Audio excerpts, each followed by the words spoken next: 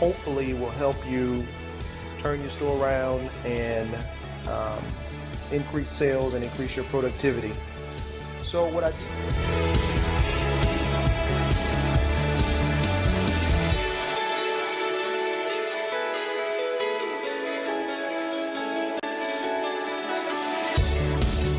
Good morning or good afternoon, depending on what time of day you're listening to this. I've put together some daily activities and things that you can work on that hopefully will help you turn your store around and um, increase sales and increase your productivity. So what I did, starting with this one, this is kind of like day one. What would happen? What would I do if I walked into a store? What needs to happen immediately? And then step by step, what needs to happen after that? So I'm going to try to keep these to a couple of minutes, and every day or so, I'll send you out another one or post another one so you can look at it. And hopefully this will become a blueprint of what needs to happen on a daily basis. All right, day one. First thing you have to do, first thing that I do when I walk into a situation, hopefully before I take on the challenge, but absolutely you have to make sure that you're sold yourself on what needs to be done. So the first sale that has to happen is the sale to yourself.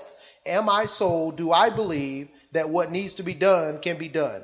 Because if you don't believe it, then you'll never be able to get your team to believe it and your team on board. And you can't fake it. You have to have total conviction behind the goal. Especially the tougher the store, the more convinced, committed you have to be to obtaining the goal. Number two, do I have the team I need to hit my goal? So you have to look around and evaluate, do I have enough people to hit my number? Do I have the right people to hit my number? You know, it's better to take average people and teach them outstanding processes than to take pretty good people with bad habits. So either you could have the right people and they just need training, or you can have the wrong people and then training won't help them at all. So there's a whole process to that, to evaluating whether you have the right team in place. Do you have enough people? Are you working the right schedule? Or do they need training, which is always, everybody needs training. So how much training do they need and where do you need to start? Number three, do I have the right product to sell? And I don't mean necessarily am I selling Hondas or Chevys or Chryslers or Toyotas or Kias. What I really mean is, am I stocking the right inventory based on the demand of the marketplace? So am I stocking high demand, low supply vehicles? Now, with used cars, you have complete control over that. You can go out to the auctions or decide whether you want to keep a trade or send a trade to the auction based on what you think you should be stocking based on the demand of the market. I also realize that with the manufacturer, you're not as flexible to a lot of times to what you can take and not take. However, we do need to manage that and make sure that you are stocking the vehicles that are in demand, and the vehicles that are low demand, you have a plan as well to get rid of those so that they're not becoming an aged inventory problem down the road. And there's a lot of ways that you can do that as well. And number four, am I getting enough customers in the showroom to hit my goal? If you're not getting enough opportunities, no matter how good you are, no matter how great your processes are, no matter how great your product is, if you're not getting enough opportunities to sell your product, enough people in front of you, enough turns up to bat, then it doesn't matter. Nothing else matters. You're not going to be able to obtain your goal, volume or gross wise. So Neil Armstrong, the first man on the moon, said that going to the moon was just a simple matter of solving two problems.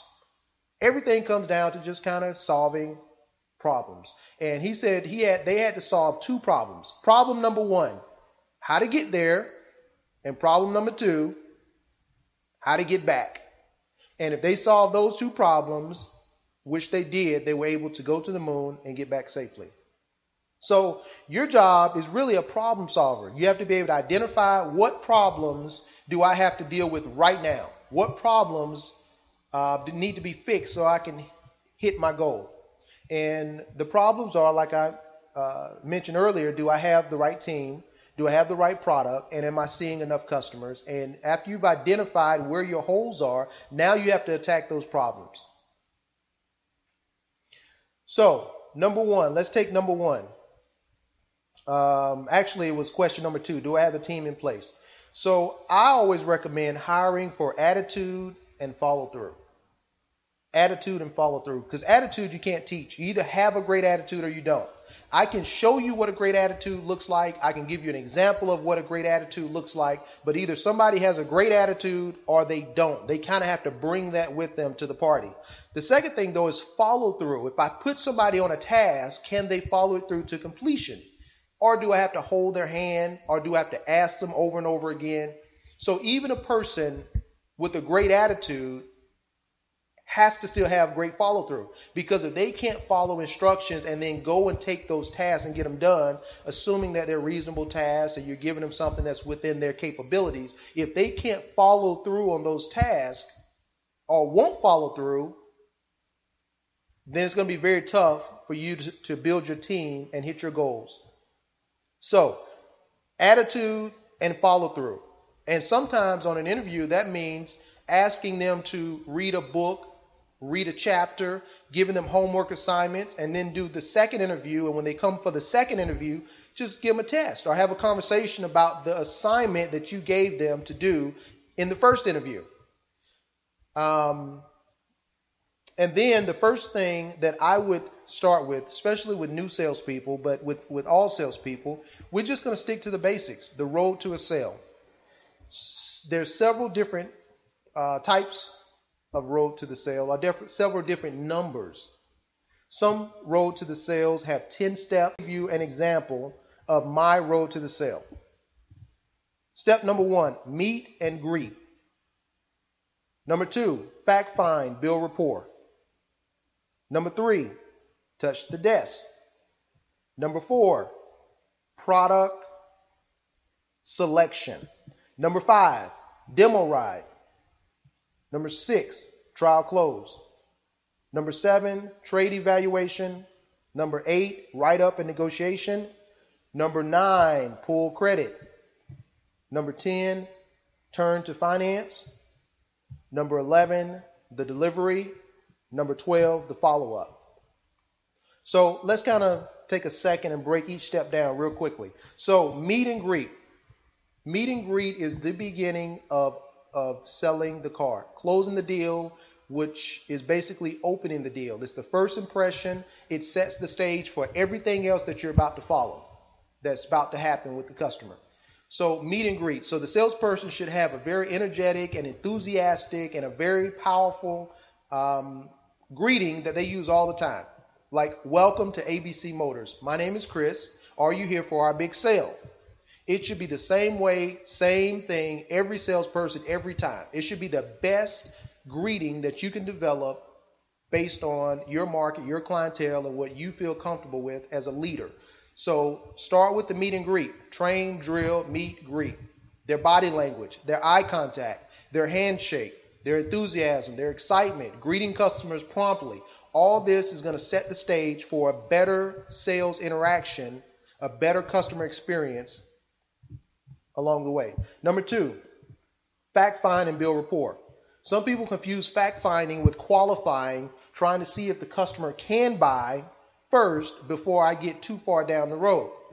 Fact finding should be finding out their customers' needs and wants, what their dreams are, what their plans are, build rapport building, where they work. Is this going to be for you or someone else? Are you replacing a car? Are you just treating yourself? Those are the type things. It's mostly about rapport building and about finding out a little bit about what they're trying to accomplish as well. So fact finding, mostly about building rapport. Number 3, touch the desk. So as a leader and a sales manager, you have to be able to direct traffic. And the only way you can direct traffic, if there's one of you and you have multiple people you're responsible for, they have to come to you. You can't always get up and go try to find them and find out what's going on. They have to come let you know so you can get involved earlier. This is a perfect time to go out and greet the customer. Shake the hand, welcome them to the store, The salesperson and the customer let you know what they're trying to accomplish real quick, and you thank them and say something like, if for any reason Bobby doesn't sell you a car, please come back and let me know. I'll let you buy one. Or I want to make sure that whether you buy a car or not, I want to make sure your experience here was a pleasure. So please, I want to shake your hand before you leave.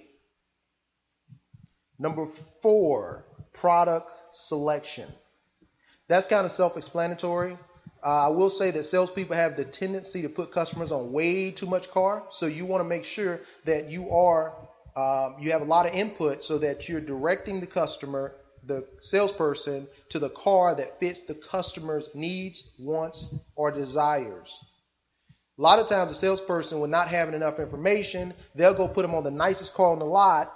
And maybe the customer said, I want to be at $250 a month, and the salesman shows them a $30,000 or $40,000 car, and the customer says, okay, I'll take it. Well, yeah, they'll take it because they're still thinking they can get to $250 a month.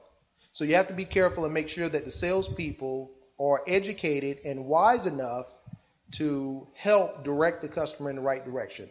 Not put them on what they want them to buy, not tell the customer what they want them to have, but at least intelligently enough not to dig themselves into a hole that they can't dig out of later on. Number 5, demo.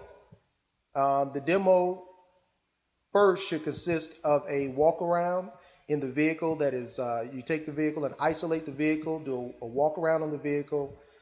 We'll get into this later, but the salesperson, in my opinion, should drive off the lot halfway, switch with the customer, let the customer drive back, park in the sold lane. Number 6, trial close. That rolls right into the demo. After the demo, the salesperson asks the customer, hey, if all terms are agreeable, can I earn your business on this vehicle today, right now? Or are we on the right vehicle, or should we continue to look? So a trial close is really testing the customer's temperature to see if we're on the right vehicle or not. Number 7, trade evaluation. Trade evaluation, you should have a well thought out, well disciplined trade evaluation process that's followed every time on a trade. In an ideal situation, the trade in would be the car they're buying and the trade in would be side by side or very close together so that they can see the car they're giving us and they can also see the car that they want to buy. Well thought out. The salesperson should demo the customer's trade-in just like they demoed the car they're trying to buy from you. And those are things that we'll talk about at a later date as well. Number 8 was write-up and negotiation. So when a customer comes in and they've agreed to buy a car, you have to get numbers out to them very quickly. In stores that do a lot of secondary business, sales managers, first thing they want to do is get the credit. In some stores, step 2 is get the credit. Number 1, meet and greet. Number 2 is get the credit. Well, what you end up doing is you end up trying to convince yourself if the customer's worthy of your time. You end up trying to figure out if the customer can buy before you even figure out will they buy. So you're really trying to just solve your own curiosity. So the problem is that secondary customers are people who've had some credit problems. They're okay with that. But you alienate your prime customers and your good. So I would do a first pencil, then get to the credit, then go back out with a second pencil, and then by the third pencil, the manager needs to go in and close the deal. My opinion, 3 pencils is more than enough to get to the deal. Number 9 was credit. Number 10 was turn to finance. Number 11, the delivery process. In the delivery process, you're delivering the car, going over the manual, answering any questions, or maybe you have some kind of celebration, some kind of experience. You hit the gong, shoot the confetti cannons or something like that. Make it a big deal, but make sure that the last thing that they remember is having a good time and all the excitement involved in them taking delivery of their new vehicle. Put a bow on it, put balloons on it, pull it in the showroom, whatever you have to do to get the customer really, really excited in the delivery process. And make sure you always talk about, on new cars, the survey. Survey, very important to you. Number 12, follow-up. follow up in a few days. Hey, just checking on you. Want to make sure everything's okay. Want to make sure everything that you make sure you don't have any other questions about how to set the radio. If you do, I'll be glad to help you. But always do a follow up. Most customers think that after you take their money, you forget about them. So you're going to show them that you're a different type salesperson. You're not like everybody else. You're not like every person that they've ever talked to. You're a different person, and you're going to treat them like they've never been treated before. So what you look for are those wow moments, those moments where you do something that's so outstanding that you stand out, right? Isn't that what outstanding means? Is to stand out. So always look for those moments where you can do something different and something better. Because ultimately, you're not competing against the other dealerships. You're only competing against the next person or the last person that they'll talk to or deal with. So the ultimate goal is to make customers for life. And you do that by having and executing a well-disciplined follow-up system. So how long should you follow up with the customer that buys? Forever. Once a month, every holiday, handwritten card, phone call, birthday, stop by the job, drop off, box of donuts, follow up with customers forever. So how long should you follow up with a customer that does not buy? Boy, that hopefully will help you turn your store around and increase sales and increase your productivity. So what I do